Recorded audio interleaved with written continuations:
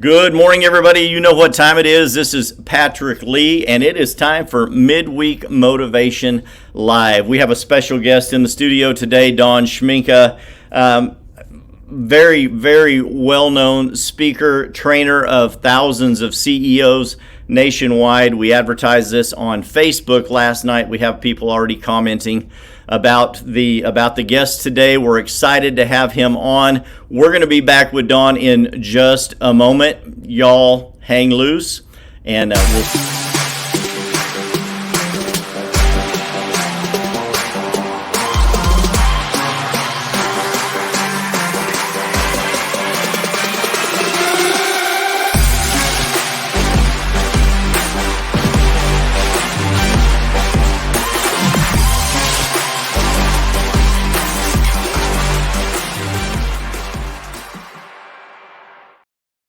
And we are back in the studio downtown, tower number 1, 18th floor of the First Bank Southwest Tower here in Amarillo, Texas.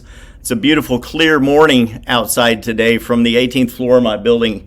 Amarillo is so flat, Don. We have a saying out here, you can watch your dog run away for 2 days.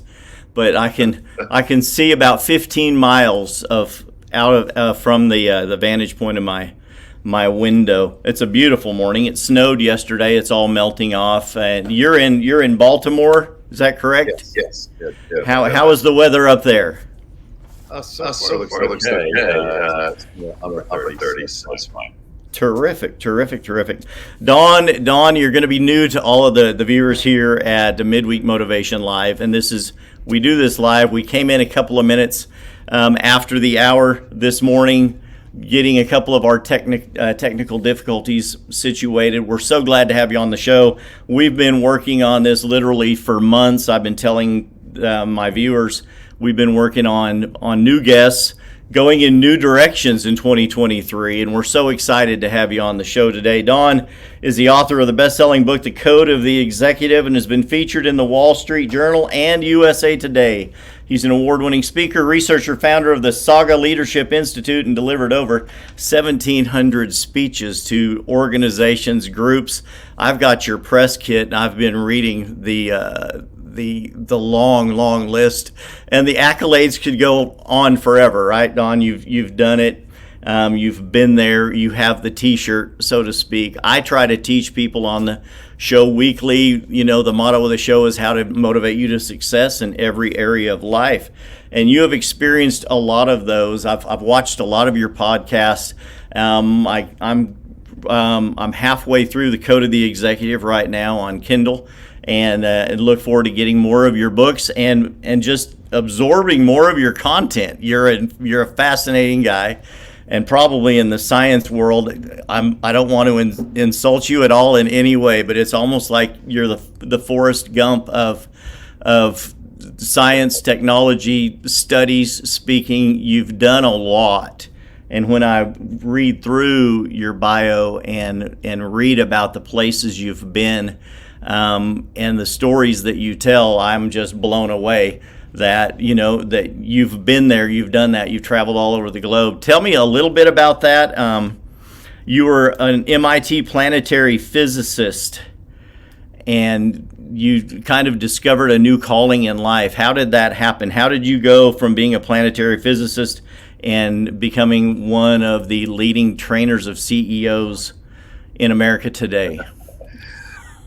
Yeah, it was kind of a circuitous path. I was studying planetary physics, but at the same time, I was involved with a few other activities. One was heading Harvard MIT medical law.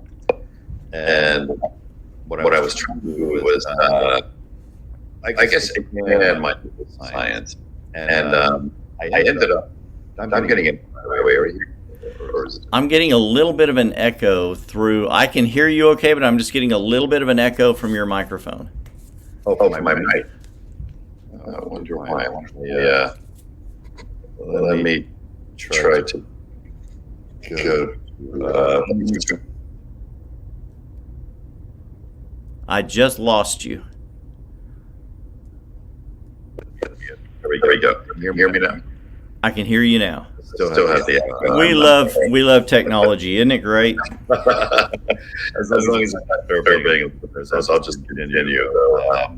So and seeing that, I get more involved with human studies, and that became fascinating to me. So I ended up doing my graduate work at Johns Hopkins in the area of basically grouping behaviors, and I ended up teaching there. And I got attached to the executive MBA program, and there were a lot of complaints about management theory and leadership theory and how to get all that working, but it wasn't working though. The failure rates of management theory implementation are, I mean, you can go on Google Scholar, there's 5 million papers published on it. So they asked me to look and see whether that might have been something to do with our biology and our species. And so I took that as an exciting invitation to begin networking with a number of anthropologists and archaeologists and evolutionary psychologists. And it was amazing what we found out. So I started applying this with CEO groups because they asked me to speak more on it because I started publishing in this area. And things just took off from there, you know. So I ended up meeting some really brilliant people. And now I train about 700 CEOs a year in the models that we developed in it. And of course, the case studies that the company performance increases were dramatic and been pretty consistent.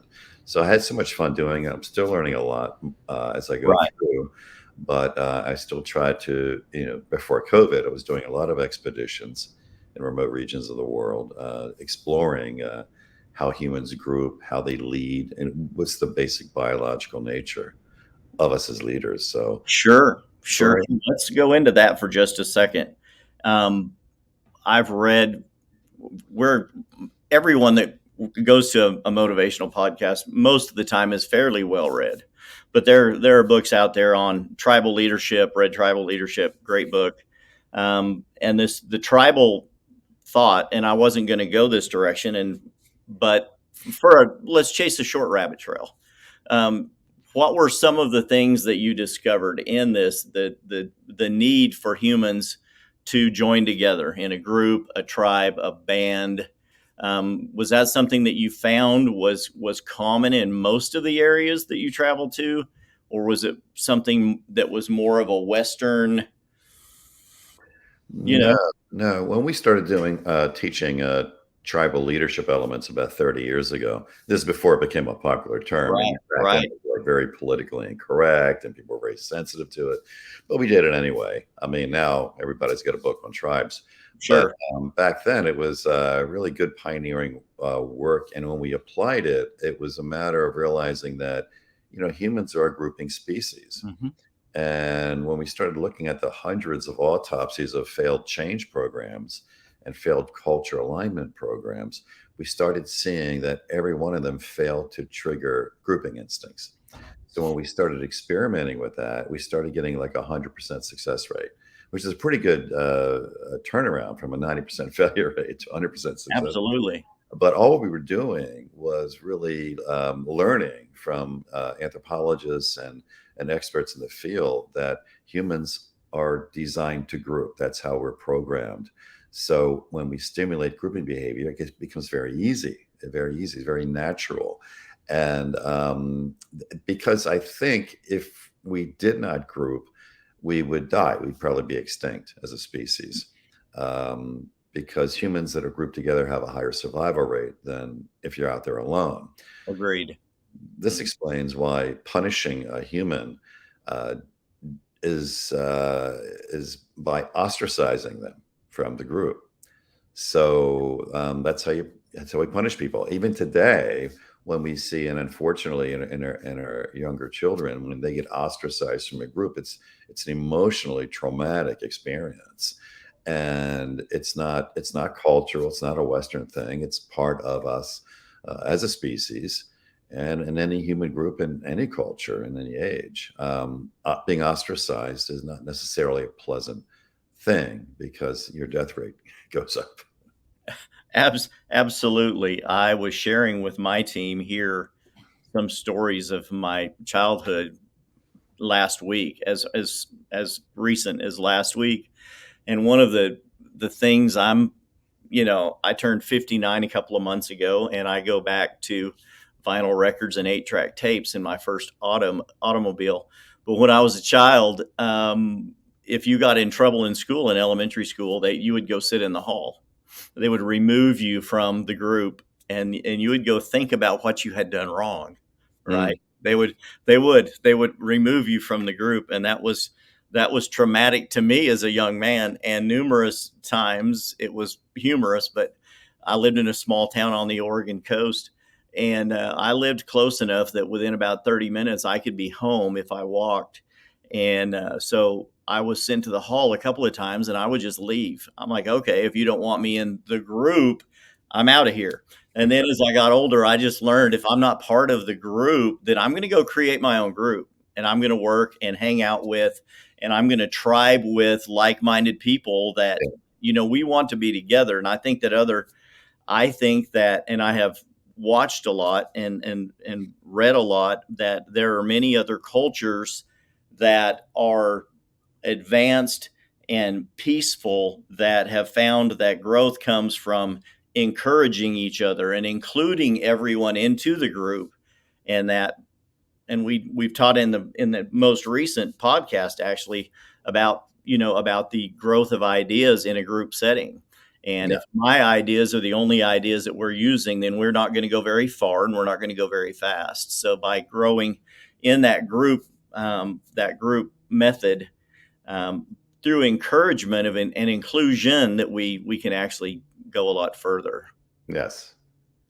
I, Yes. I love that. I love that. When you discovered that new ideas needed to come about, that new methods need to be sought out, when was that in your career? How long had you been either a professor or a student when you started thinking these thoughts and decided I needed to go out and travel and find new ways to meet these problems?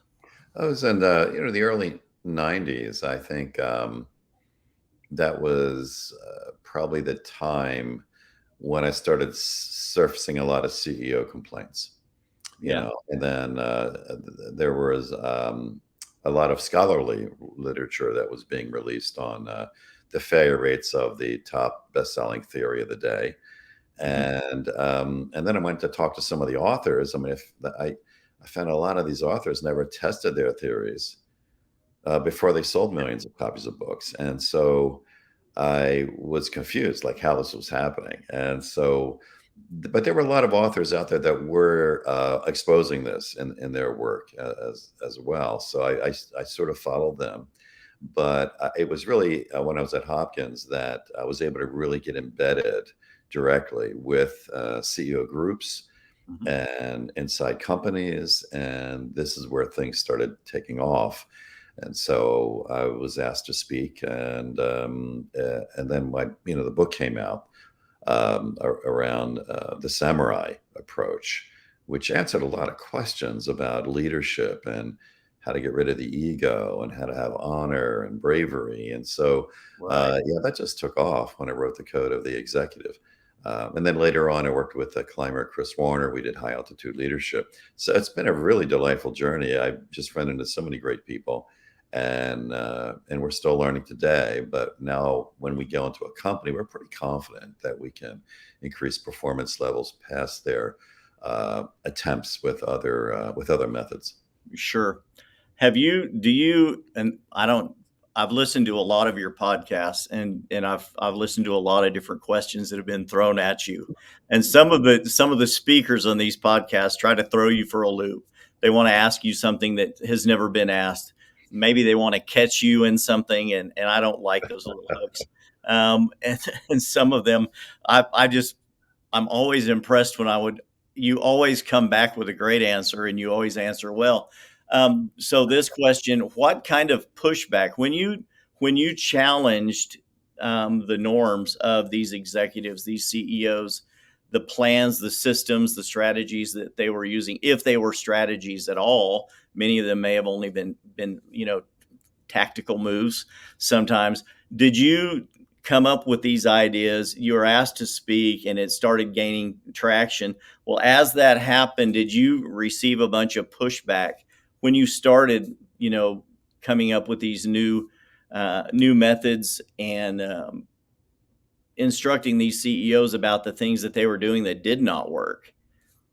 No, actually, it was almost the opposite. It's like when I expose the failure rates and I expose the frustrations and these great theories sound good, in a book, but when you try to apply them, there's very inconsistent results.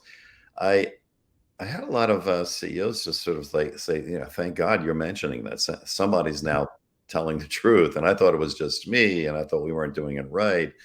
And then I show them the thousands of case studies, and they're sort of relieved. I really and as a researcher, that's how I present this. I start off with looking at evidence-based work. I look at the data. I look at what's been published and a scholarly level.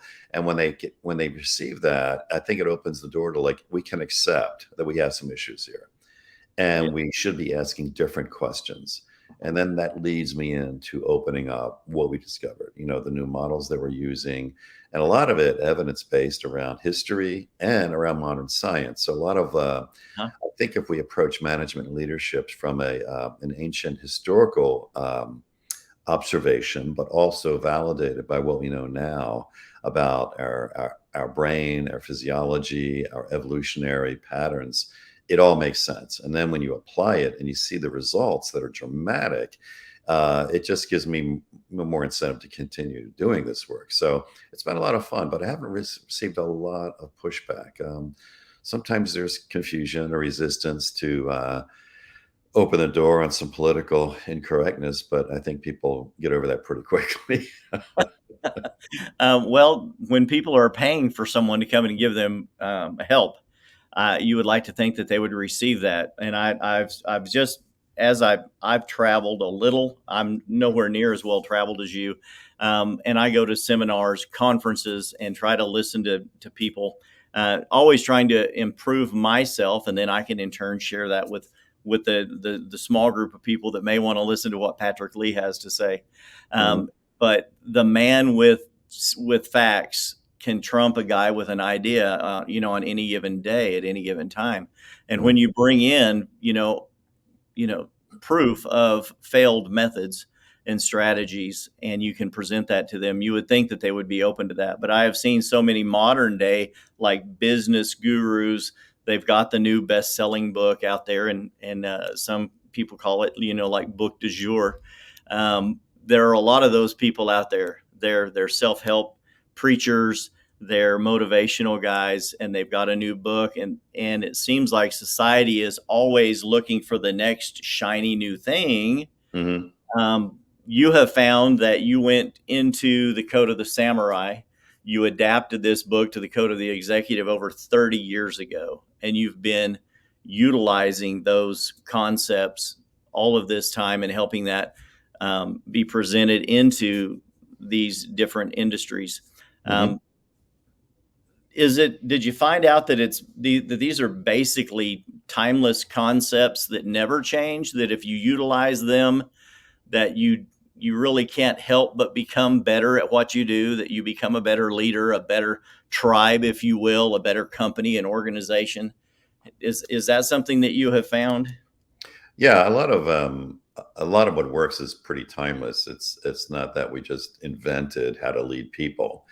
Um, I know maybe some authors disagree and they think they have the best, newest idea ever created. But when we go Sure. back to Socrates, we go back to some of the Stoics, we go back to the philosophers in various regions of the world, they were saying the same thing. Right. And so humans, I mean, we're still, a couple million years old bodies here, and nothing much has changed. So what I like about today, though, is we can validate how leadership occurred over thousands of years with modern medical science. In other words, we now know why we act the way we do, why we're Mhm. triggered, why we have certain instincts, so we Right. can really validate why it does work, and that, I think, provides more confidence and more direct methods of taking personal performance and organizational performance to a new level. And I was working with Mark Levy, who's my coach. He's the guy that helped launch Simon Sinek and the Start with Yeah. Why thing.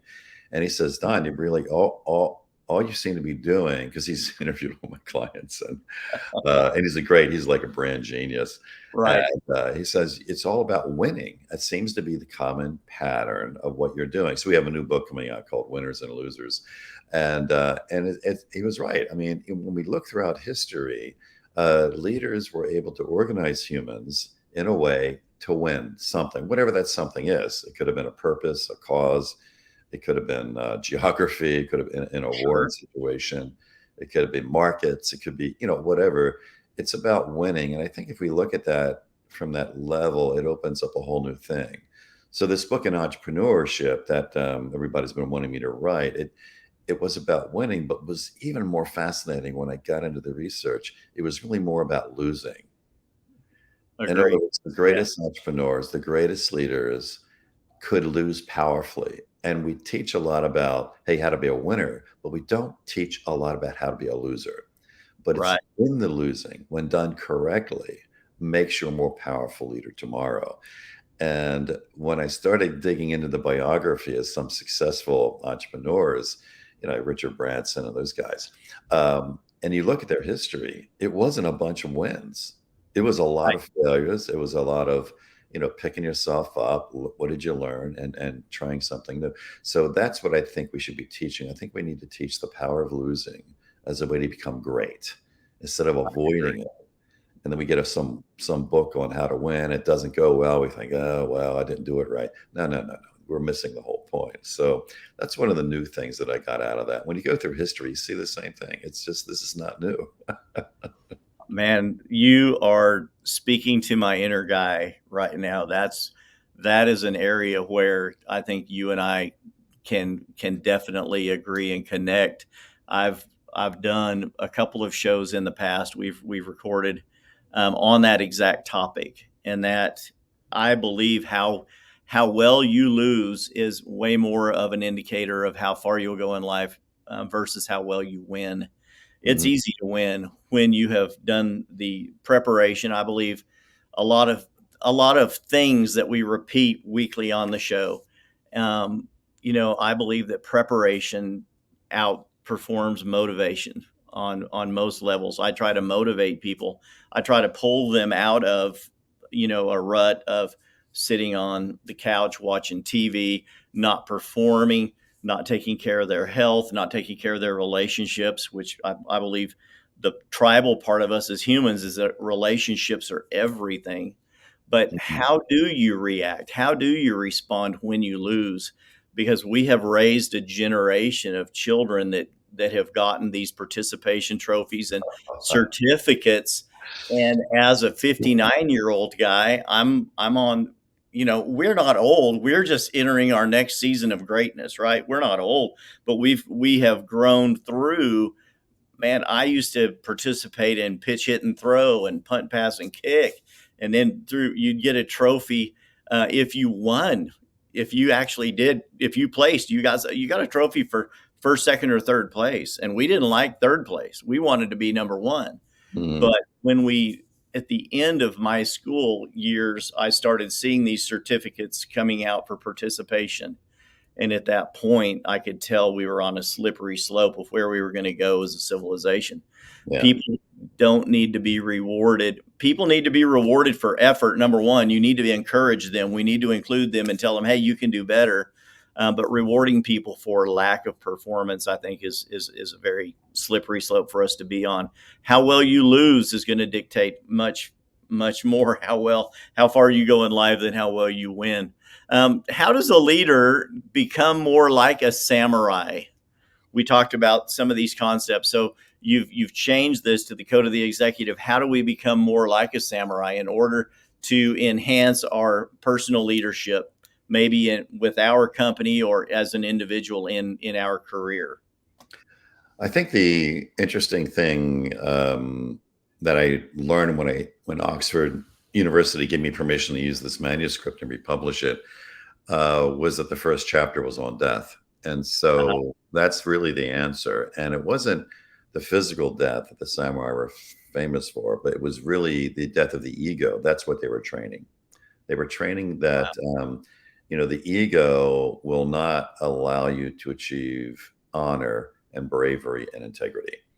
And it's going to screw a lot of things up when you're trying to lead an organization. Like when we go into organizations, we usually will ask everybody how much time is wasted in egotistical, political behaviors, and usually it's a range of like 20 to 80%, with an average around 50. So I would say most companies, half of human capital is Right. being distracted by fear-based, ego-driven behaviors. And so what the samurai offered was, how do you unhook that? And it was from the memory that someday you must die. And you keep that in mind. And all of a sudden, they found that it unhooked the ego's agenda. Now, neurologically, I think this could make sense. I'd love to see some more research on this, where if the ego is there to keep us alive, because selfishness is the best strategy for genetic warfare, Mhm. because selfish animals stay alive longer and they replicate their data. So that's a good strategy for genetic warfare, but it really sucks when you're trying to run a business, or you're trying to develop your life. And so, by remembering death, does it cause a neuropeptide change in the biochemistry of our brains, where the ego agenda is no longer needed? And that's where honor and bravery can occur. And we've heard this for centuries. I mean, philosophies of death to self and all Right. those. I think death is one of the overlooked, and should be one of the courses that we teach to everyone, in school even, because I think that allows us to achieve the power of honor and bravery. So when I did this Becoming Samurai online course during COVID, I mean, I couldn't get out to live audiences, and people were saying, "Teach us how to become samurai." And really, in this online course, Becoming Samurai, it starts with those fears that we have, and what are we attached to, and what must die in our life to move Mhm. to the next level. When people go through that exercise, like, what has to die in my life for me to go to the next level? It offers a freedom. So death becomes, not a morbid concept, but one of power, one of freedom. A freeing, very freeing. I am, as you know, also a man of faith, and that the many of the books of the day, many of the self help books that are out there, and the leadership books, many of them take most of their text, or the premise of that book, I believe, from scripture as well, from the Bible. But even in the Bible, we are taught that death to self is very freeing. We need to live our time on this planet is finite, and we need to focus on getting out of ourselves, and how are we going to improve the life of our fellow man? How are we going to make an impact? A lot of people talk about legacy. What kind of a legacy are we going to leave behind? Our life on this planet is finite, but we procreate, we want to continue, we want our legacy to have a better world to live in, um, by utilizing many of these concepts, becoming more like a samurai, becoming more aware, consciously aware that our living time on this planet is finite. How does one this may be a question you've never got, but I'm sure you probably have. So how do we form this question and an answer? How do we become more like the samurai, or more consciously aware of our time on this planet being short? And how do we utilize the time we have now to make a greater impact on those, our kids, our grandkids, our great grandkids, the legacy that will, or our companies, the legacy that we leave behind when we leave this world? Mhm. How would one do that? Well, it's interesting. The guy that did it really well, and I wonder if I could pull that the actual quote up here, was Steve Jobs. I was really Huh? fascinated around his quote on death. And I'm paraphrasing here, but it's really elegant if people want to search for it. And the theme was that if you're going to die tomorrow, what would be the decision you're going to make right now? Hmm. And so he actually and I'm not sure if he picked it up when he was studying calligraphy or any of these Eastern philosophies, but he used it and articulated it very well. And so to answer the question, I think that kind of context, if I'm going to die tomorrow, what would I do right now? What decision would I make? Allows us to always be in the space of doing something great and not saying, well, I can, what the heck, I'll deal with that tomorrow, or it's not that critical. And I try to do that, and I fail at it often, but Yeah. like, Yeah. As you do I. know, so, but I think it's something to strive for. And when I do seminars and workshops, sometimes for CEOs or management teams or even the general public, it's usually that question of death, like, what has to die today for myself to move to a new level, opens up that whole area of questioning. So I think we each have a journey, but I think the more we get attached to those things that our ego would love us to be attached to, Oh yeah. it distracts us from doing the kind of great things that you're asking about. Agreed. Agreed. So tell us about your latest course. That's a great answer. Thank you. And I believe that. I think that everything in life happens. Other people say this. I've adopted this saying years ago. I believe that everything in life happens for us, not to us. And how we adapt or learn from every one of the situations we're put into determines how well we do that, how well we live for the day, how well we take action now, in the present. And that's actually a great answer. You've got another course out, and COVID has changed everything that we do now. I'm a podcaster pre-COVID, and I was in real estate, and I hired a 26-year-old kid to teach me how to get in front of the camera, because to remain relevant to a bunch of a younger generation. I firmly believe that video is the way to do that. So I've either been on stage. I was a singer. I used to play in a band when I was young, and I believe you may have done some of the same things. But I've been a speaker, and I'm a little high I on the Tony Robbins disc test. Maybe you can tell, but so COVID changed things. I was already doing video. I've got about 300 shows in the can, of this podcast and some others, and a lot of interview videos and local community highlight videos. So I enjoy doing this, but I was doing it pre-COVID. But then when COVID happened, everyone learned you can go to work at home. You can put together a studio in your own home, in your office, and other places.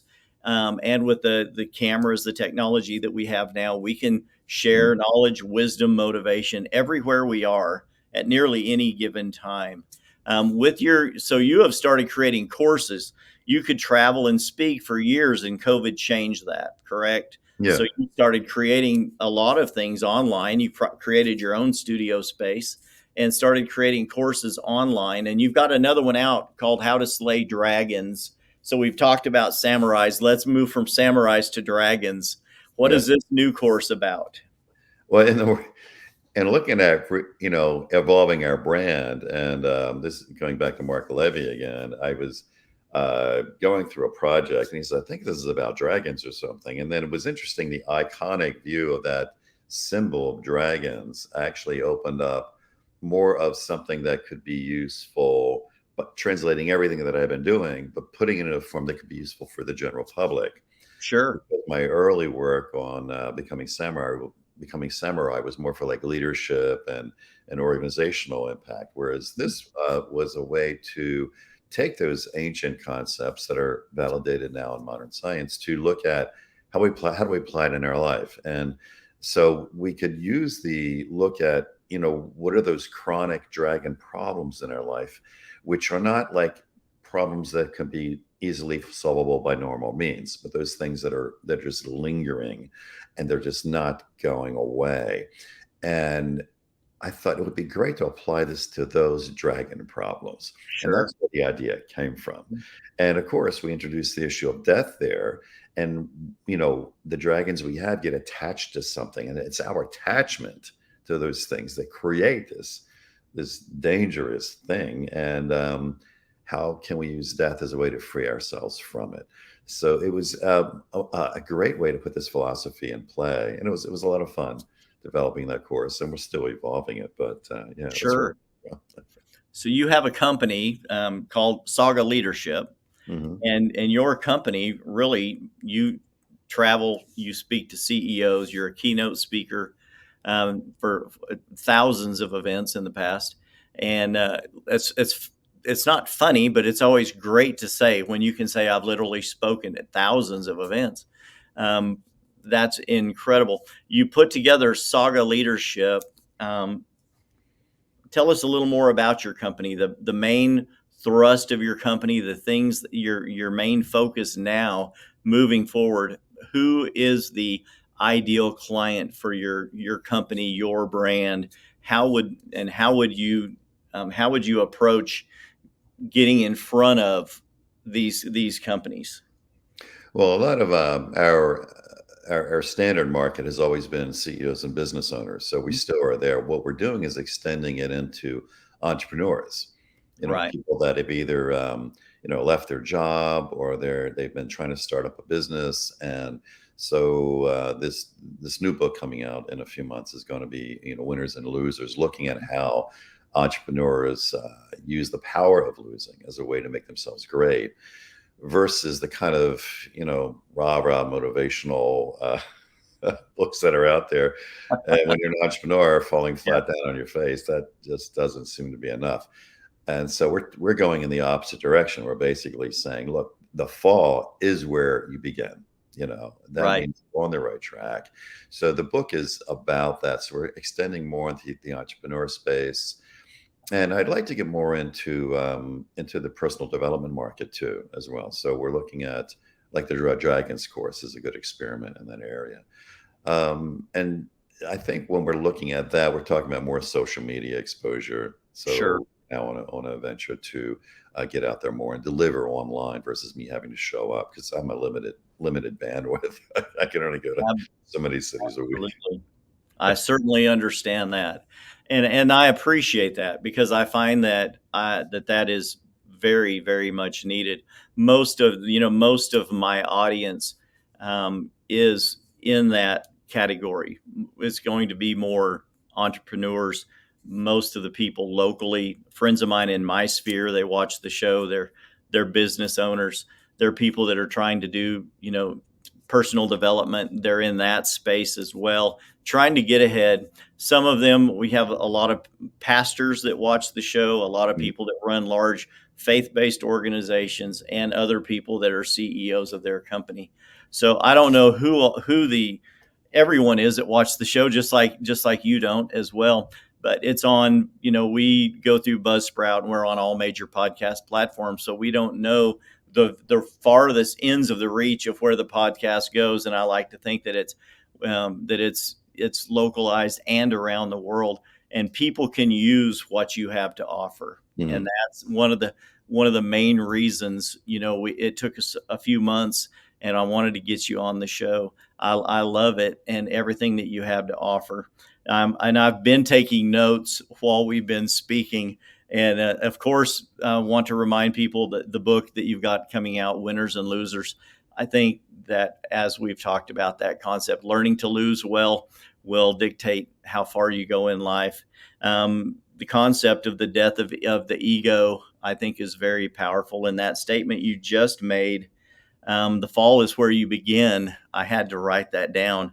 And my daughter works for me and does a lot of my social media and creates social media posts for me. I think we're going to use that as a quote of yours, and we're going to create a social media post about that. The fall is where you begin, because that's true in life. If we can learn how to pick ourselves up mm. from the fall and move forward from there, it's going to change us. Last comments here. Is there any nuggets of wisdom for the entrepreneur on picking themselves up after the fall? Is there a strategy that you've used, a tactic you can suggest to either the CEO of a company that has just gone through a really poor quarter, right? And they may be struggling. They really need to refocus the direction of the company, or it may be the entrepreneur that is really doubting his recent failure and how is he going to move forward. Do you have some nuggets that you would share here as we close out the show for these people, how to pick themselves up, how to move forward successfully? Yeah, the some of the greatest quotes from some great. I was reading Mandela and several other people that have captured this issue of failing, and it's. I think you pick yourself up realizing that you haven't lost as long as you just learned something. Agreed. Man, that's good. Nothing is a mistake if you learn from it, right? Yeah. I say that on the show a lot. My listeners will recognize that. I'm impressed that that's the statement you came up with. I love that. Everything that happens in life happens for us, and we need to learn from it, and we can move forward. Correct? Mm-hmm. Mm-hmm. Excellent, excellent, excellent. Don, you are a world traveler, great speaker, thinking on your feet, answering all of the questions, providing your wisdom and advice is, I cherish that. I am so glad that we got to meet and have you on the show. And I'm throwing your information up here, the website, sagaleadership.com. Is this the best place people can reach out to you, and everything that you have is available? All of your contact information is on the website? Yes. Yep. It's a good place Terrific. to start. And you're currently working on the website. I went to the website earlier and it looked pretty good to me. I was like very impressed.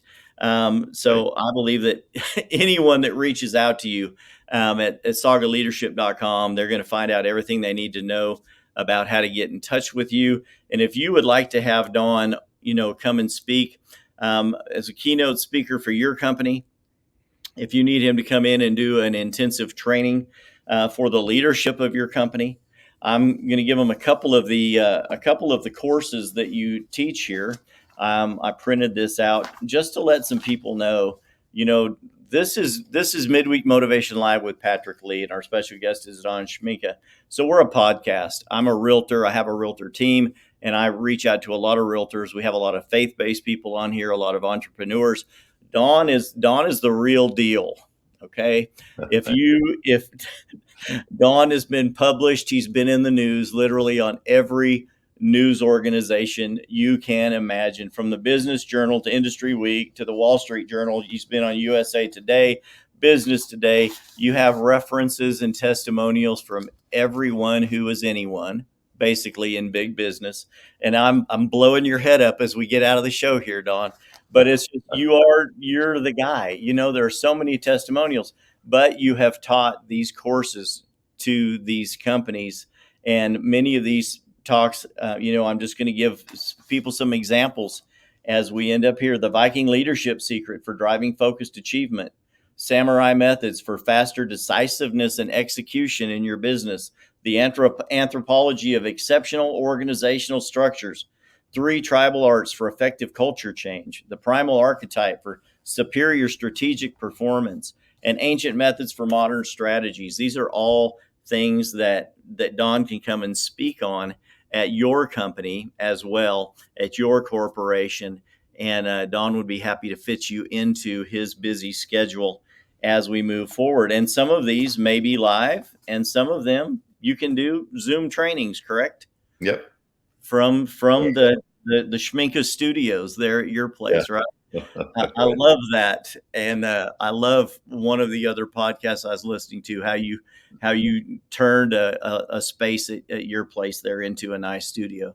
I love that idea. I've enjoyed speaking with you, Don. You've opened my eyes to a lot of things. You've corroborated a lot of my thought processes.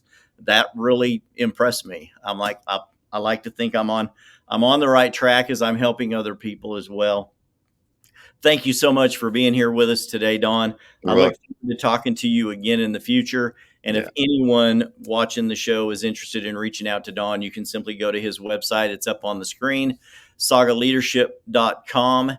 And at the end of the show, we always put in a bonus tip. And today's bonus tip is, sometimes it takes a planetary physicist to help us grow into the better leader we need to be. Thank you. Well, Thank you, Don, for being here. I sure appreciate you. Until next time, everybody, this has been Patrick Lee with Midweek Motivation Live. We will talk to you soon.